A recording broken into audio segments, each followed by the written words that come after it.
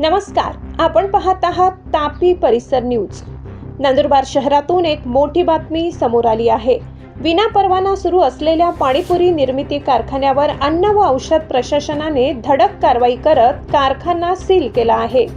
या कारवाईत तब्बल 77,000 रुपयांचा निकृष्ट दर्जाचा खाद्यसाठा जप्त करण्यात आला असून शहरातील खाद्य व्यावसायिकांमध्ये एकच खळबळ उडाली आहे।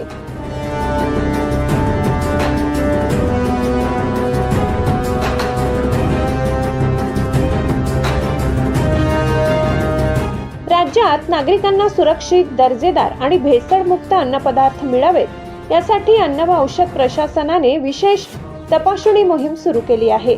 याच मोहिमेअंतर्गत नंदुरबार शहरातील बसस्थानक परिसरात सुरू असलेल्या एका पाणीपुरी निर्मिती कारखान्यावर मंगळवारी सायंकाळी अचानक छापा टाकण्यात आला। सहाय्यक आयुक्त सपना गोडसे पाटील आणि अन्न सुरक्षा अधिकारी तुषार देवरे यांच्या मार्गदर्शनाखाली ही कारवाई करण्यात आली।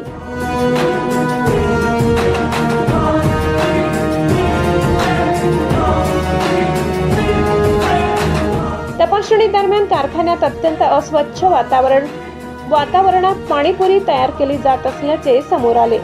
उत्पादन प्रक्रियेत स्वच्छतेच्या नियमांचे पालन होत नसल्याचे दिसून आले। तसेच पामतेल, रवा आणि तयार पाणीपुरीचा दर्जाही निकृष्ट असल्याचे अधिकाऱ्यांचे निदर्शनास आले।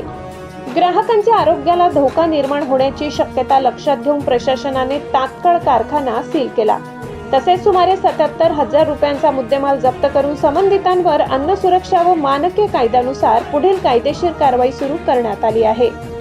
या कारवाईनंतर शहरातील पाणीपुरी, फास्ट फूड आणि इतर खाद्यपदार्थ तयार करणाऱ्या व्यावसायिकांमध्ये खळबळ उडाली आहे। अन्न व औषध प्रशासनाने सर्व व्यावसायिकांना वैध परवाना, स्वच्छ उत्पादन प्रक्रिया आणि अन्न सुरक्षा नियमांचे काटेकोर पालन करण्याचा इशारा दिलाय।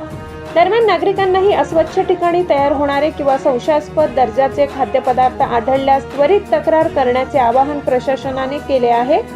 नागरिकांच्या आरोग्याशी तडजोड करणाऱ्यांविरोधात यापुढेही कठोर कारवाई सुरूच राहणार असल्याचे प्रशासनाने स्पष्ट केले आहे। मुख्य संपादक पुरुषोत्तम अहिरराव, या कारवाईबाबत तुमचे मत काय, आम्हाला कमेंट करून नक्की सांगा। अशाच ताज्या आणि विश्वासार्ह बातम्यांसाठी आपल्या चॅनलला लाईक, शेअर आणि सबस्क्राईब करा। बेल आयकॉन दाबायला विसरू नका। धन्यवाद।